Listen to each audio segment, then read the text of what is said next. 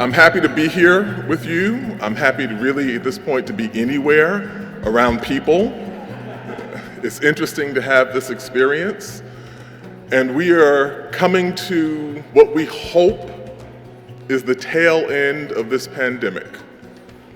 I have 2.5-year-old twins and a 5-year-old. So if you do the subtraction, that means that when lockdown started, we had 4-month-old twins and a 2-year-old. So we're really happy. It's hard to explain how happy we are for this. But on a more serious note, we learned about ourselves during the course of this pandemic. We learned individually about what it felt like to be isolated from loved ones, to have our daily rhythms of our lives disrupted, to have our sense of community interfered with, to have our broad array of social interactions shrunken down to the pixels on a screen, and what that felt like emotionally.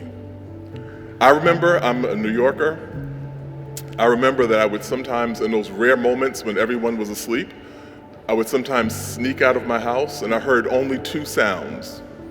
Those sounds were ambulances and the soft, almost imperceptible hum of tires going across pavement as bicycle couriers on e-bikes ferried meals to people across the city.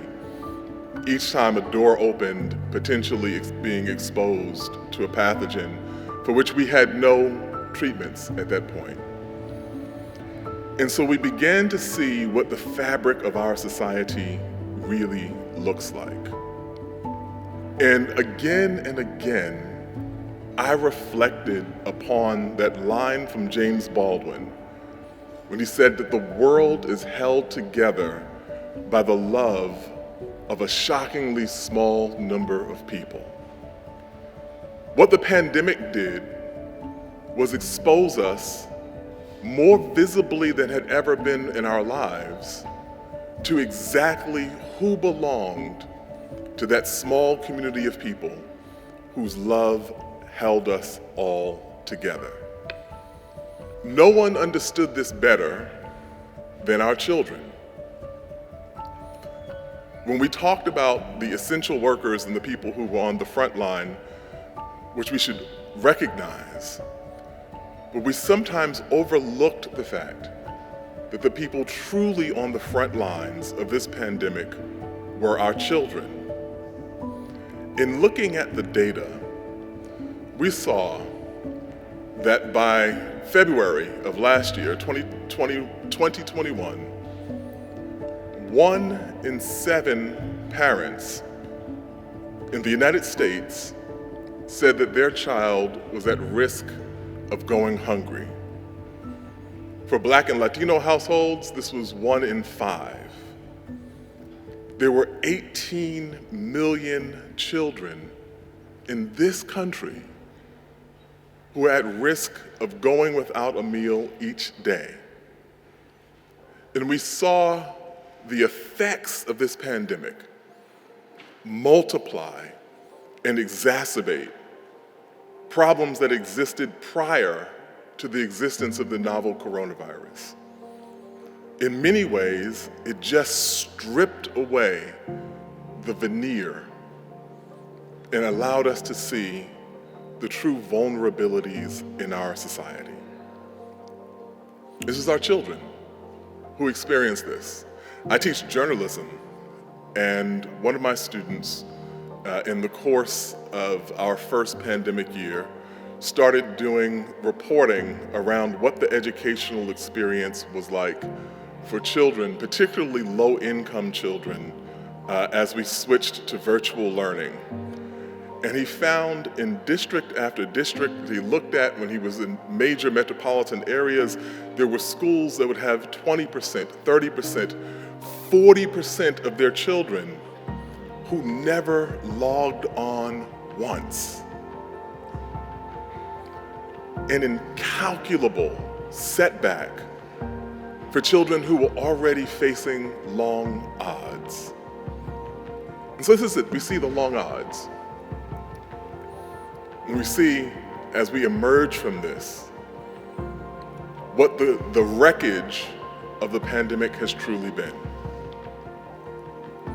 And that's why I am eager and I was happy to be able to come here this evening, to be around a community of people. Everyone who is in this room is here precisely because you care. We are part of that community whose love holds this fragile world together. My good friend Will Jawando has a book out. It just came out last week, and it's called My 7 Black Fathers. I won't spoil it for you, but he goes through the course of his life growing up in a low-income community in Maryland. He's currently a city council member from Montgomery, Maryland. And in it, he talks about growing up in a low-income household with the absence of his father, the young men who he saw die in his community in their teens, and the stacked and layered obstacles that confronted him everywhere he looked. He didn't know at the time that he was living as part of a study that was examining the ways in which socioeconomic class impacts children in America. And they found that a small number of people had defied the predictions of what their lives would look like. He graduated from high school, graduated from college, graduated from law school, married, has 4 wonderful children, and has become an icon or a model of success in his community. And what the study, which was conducted by Raj Chetty, the economist, what the study found was exactly what we have seen on this board behind me all evening.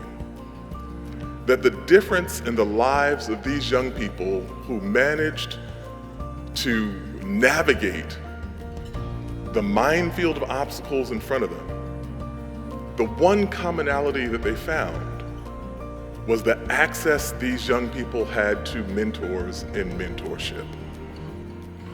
And so this is the work of literal life-saving that you have invested in this evening. And so I know that Abby did this already, but I would like for all the mentors to stand up, for Abby to stand up. I think Michael is already standing.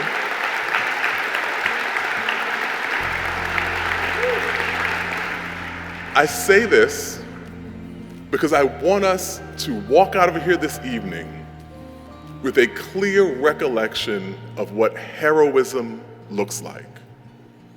We are here to support friends of the children as they help not only these young people beat the odds, but help us collectively move closer to the day when our children will no longer have to beat odds because we will have successfully stacked the odds in their favor.